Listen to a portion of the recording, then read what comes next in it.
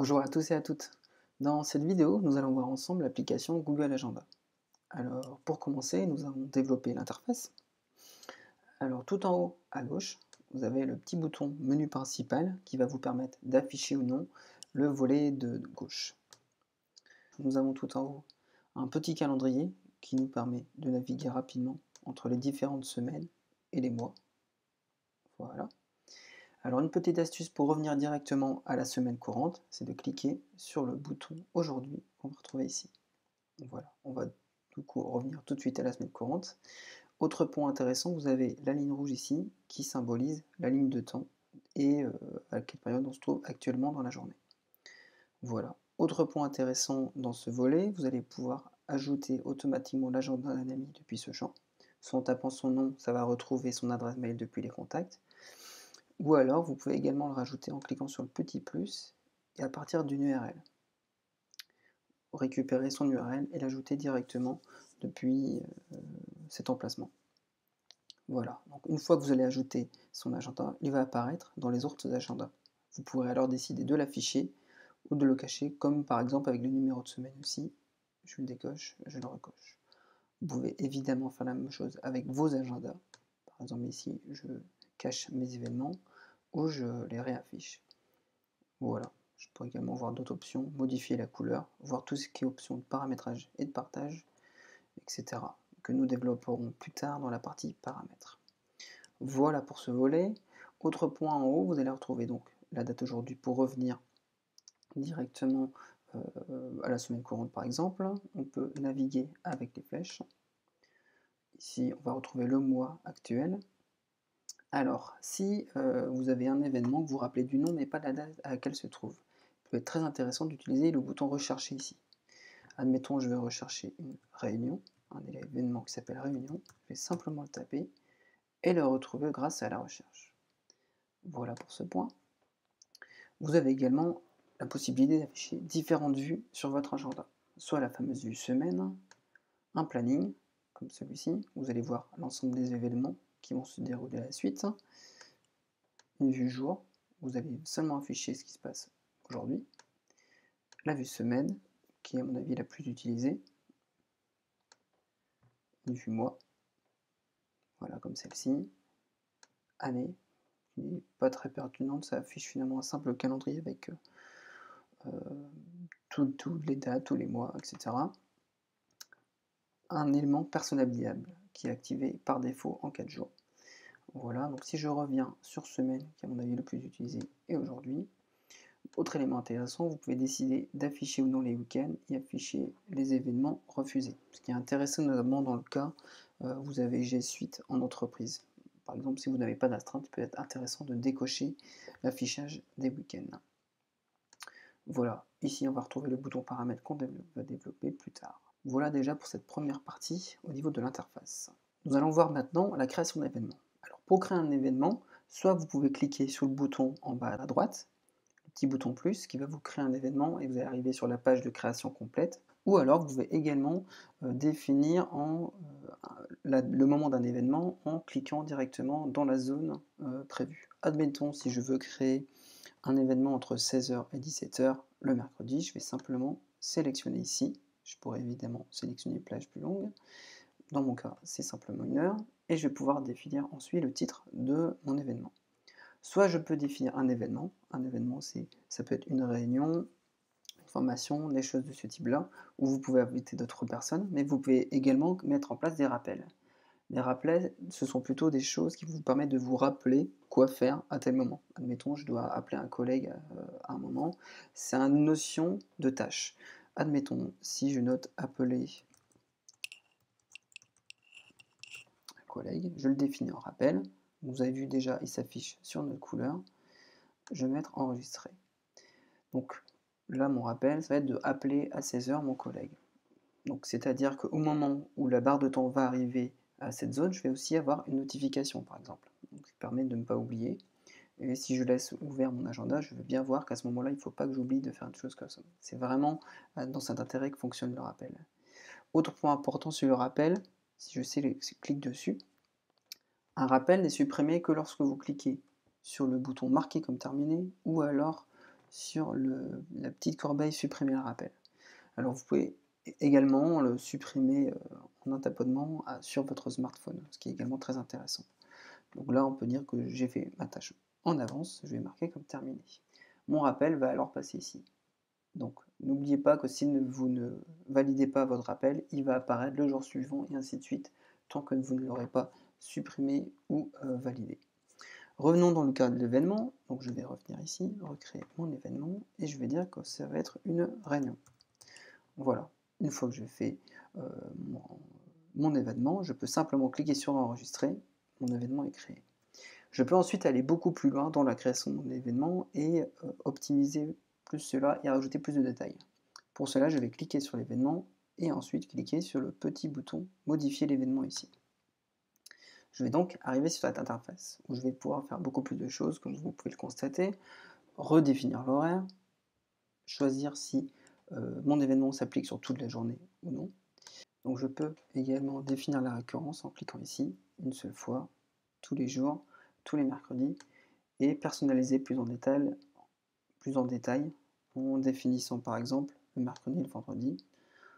Donc je veux répéter la première semaine, le mercredi, le vendredi, etc.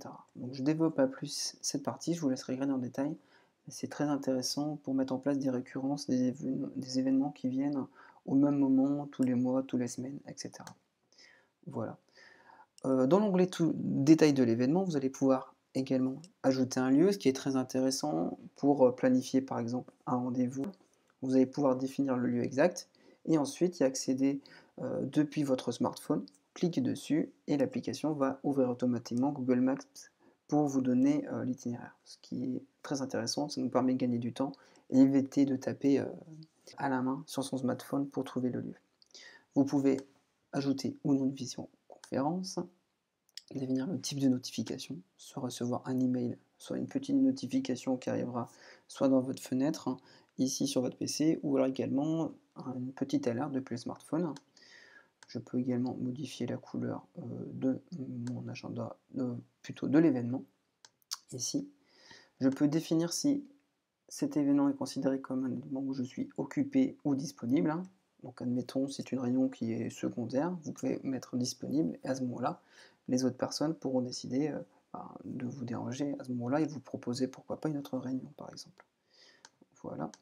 Je peux également rajouter une petite description si je veux rajouter des points que je ne veux pas oublier ou les points à aborder lors de cette réunion, par exemple, une notion très importante à renseigner. Autre champ intéressant, le champ invité ici. Donc vous allez pouvoir ajouter des invités depuis ce champ-là, rajouter tous vos collègues par exemple, si vous avez G Suite en entreprise, et définir ensuite les droits qu'ils ont. Modifier l'événement, est plutôt conseillé de ne pas le cocher. Inviter d'autres personnes et voir la liste des invités. Voilà. Autre point intéressant, si vous avez ajouté plusieurs invités, c'est de rechercher un horaire. Une fois que vous avez rajouté des invités, vous allez voir ici, donc là je n'ai que ma colonne moi, mais vous allez avoir plusieurs personnes. Ce qui va vous permettre de définir et de trouver le meilleur moment à quel endroit placer votre réunion. Ici.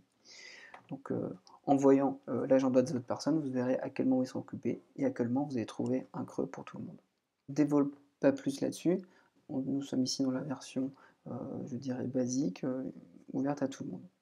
Donc voilà, vous avez déjà la plupart des fonctionnalités. Et enfin, pour terminer, vous pouvez également cliquer sur Autre action ici, imprimer la page, supprimer, dupliquer l'événement, publier l'événement, et encore changer de propriétaire. Si admettons, ce n'est plus vous qui doit gérer cette réunion, mais un autre de vos collègues, vous pouvez lui donner le droit.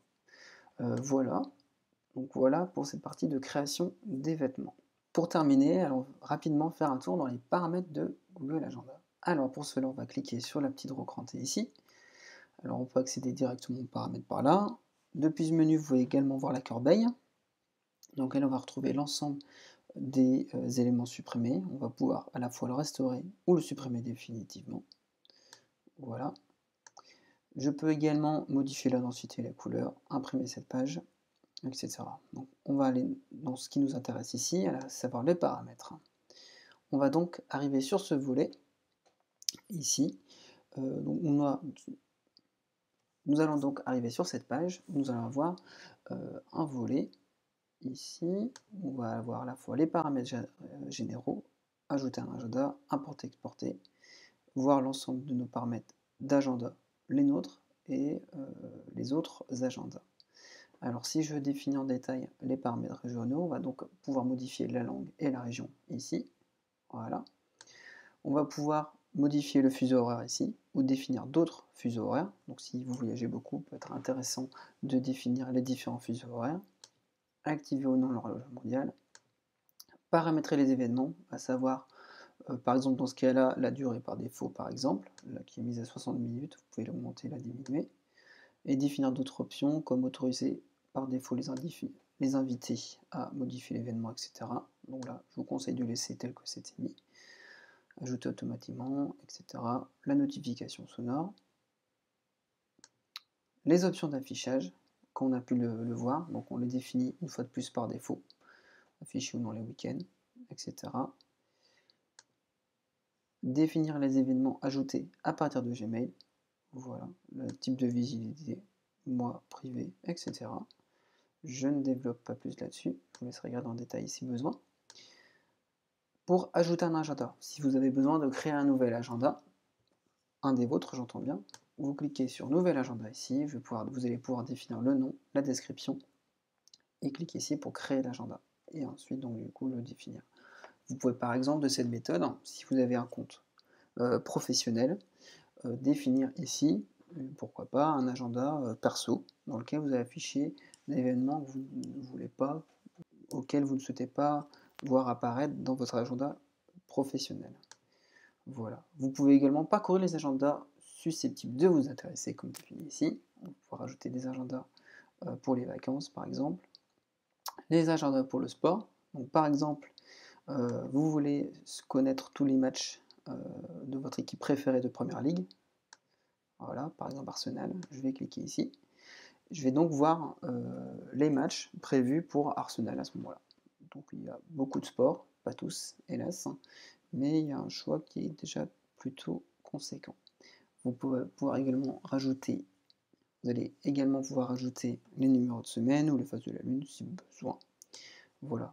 Si vous le souhaitez, vous pouvez également rajouter d'autres agendas à partir de cette URL. Donc vous pouvez par exemple rajouter des agendas avec d'applications externes, par exemple des applications qui vont vous permettre de gérer des tâches comme Asana ou bien d'autres, ou encore rajouter un autre agenda depuis une autre application du même genre, comme avec Outlook par exemple. Autre que l'URL, vous pouvez également importer ou exporter vos données directement depuis ce bouton ici.